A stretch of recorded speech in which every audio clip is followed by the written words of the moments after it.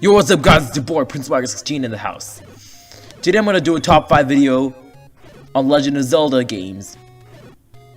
Currently I'm playing the original Legend of Zelda, which is the first game in the series, of course. This didn't quite make it to my list for multiple reasons, one of them being the difficulty level and the simplicity. Just kidding, it's not that simple, it's actually pretty complex. Well, there's a storyline and everything, there are enemies, there's a main character, yep, we have got everything in this game. Just kidding, there are way more assets in future games. Like, this game is not all that magical.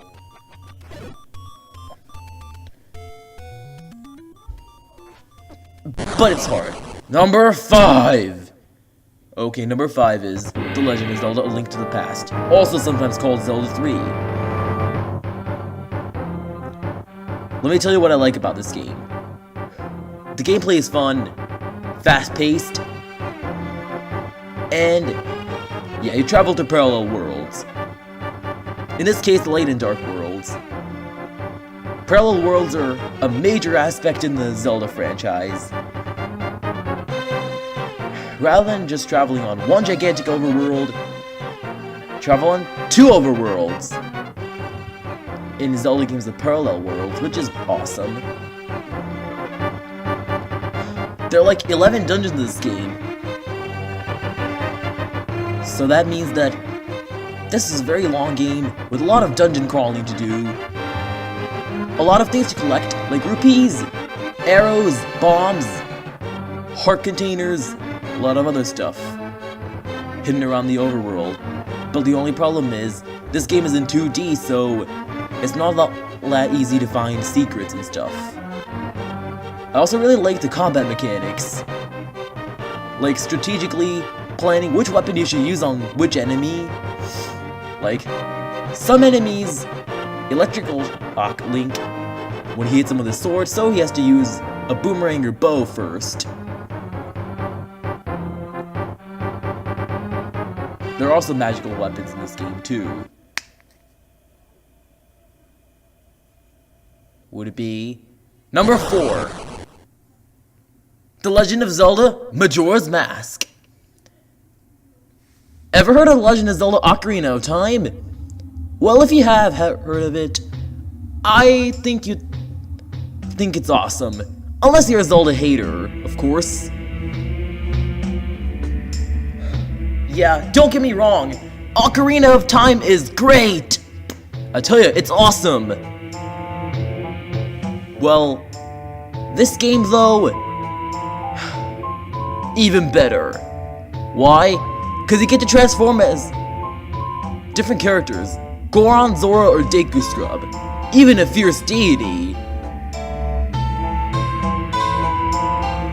Both of which are really awesome. No, all of which are really awesome. Well, this game is also awesome because there's this awesome world called Termina that you can explore, collect treasure, fight enemies. Instead of an empty field that you roll around, you get to fight enemies too. The bosses are also pretty interesting and awesome to fight. Well, the dungeons can sometimes get tedious, but nevertheless, they're still great. I really like the creepy theme of this game that it gives off. It may look like your average Zelda, but it's actually sometimes get dark. Like the origin of the evil Majora's Mask and the Skull Kid's curse. This footage is also by this guy called Stonebird294, I think. Not really sure what his actual name is, but whatever.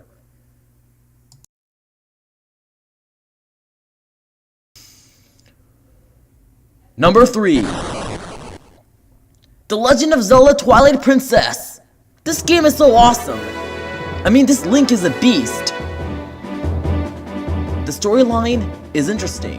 Link goes to save his friends who were kidnapped by these evil guys. Then he finds out who's behind all this. Then he meets this weird creature named Midna, who helps guide him along the journey. After being turned into a wolf, by the Dark Twilight realm. There's also the Master Sword, Ganon, and Zelda, so this is also classic and modern at the same time. Yep, Link can turn into a wolf at will after acquiring the Master Sword.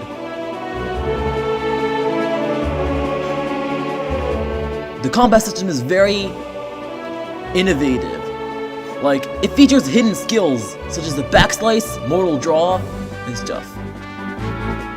But the wolf combat is not as safe as the sword combat, but still, this game is fun. But sometimes it gets a little tedious. Look at Link screwing that Lizophos like a middle school kid. Yeah.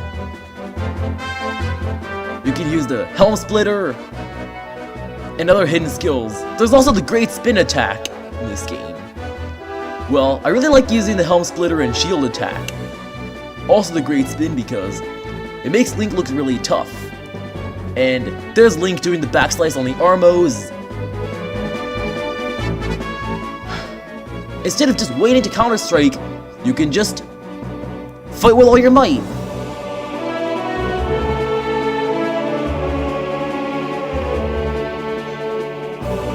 And Link has a huge arsenal of things, like a pair of claw shots rather than just a plain old hook shot.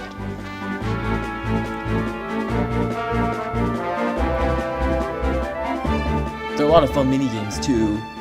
And let's get to number 2. No brainer. I really like The Legend of Zelda Breath of the Wild, the new Zelda game that came out this year. Thankfully, it made it to my list. Unlike The Legend of Zelda Skyward Sword, which didn't quite make it to my list because... It's not because of the terrible motion controls. That game is awesome! It's totally awesome. But I felt like I just wanted to show something I liked more than that. So I went with Breath of the Wild for number 2. If Breath of the Wild didn't come out, I would have put Skyward Sword somewhere on my list. And in this game there are disposable weapons that break the more you use them. And you can collect weapons from fallen enemies, lying around in the middle of nowhere, etc. You can even register and catch your own horses. This is also a non-linear open sandbox game.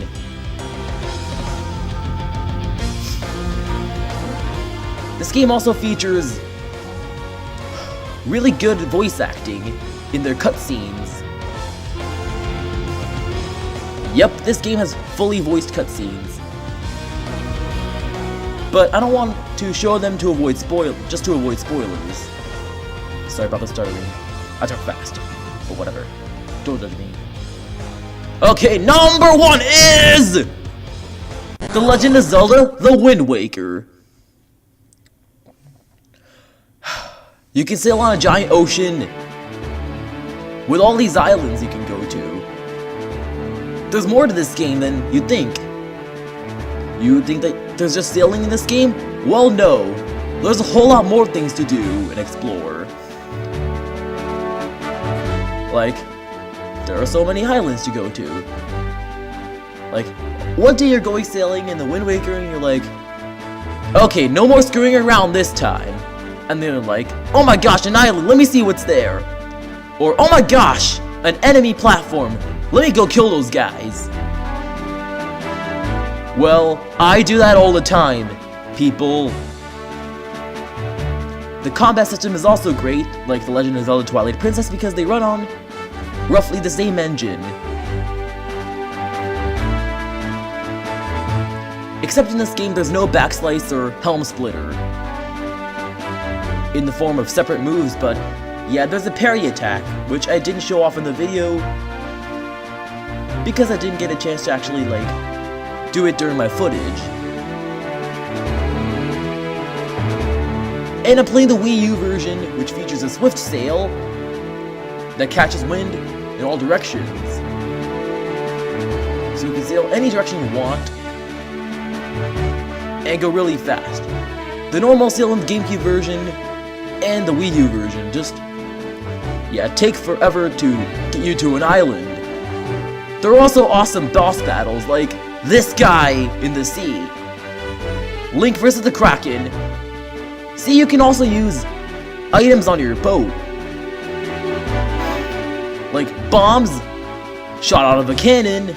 I'm not sure where Link got the cannon from, or you can also use a grappling hook in the form of a crane. Also, there's a Wind Waker, which is a baton that Link uses to control the wind, or magic wand, whatever. There are also these beings called Great Fairies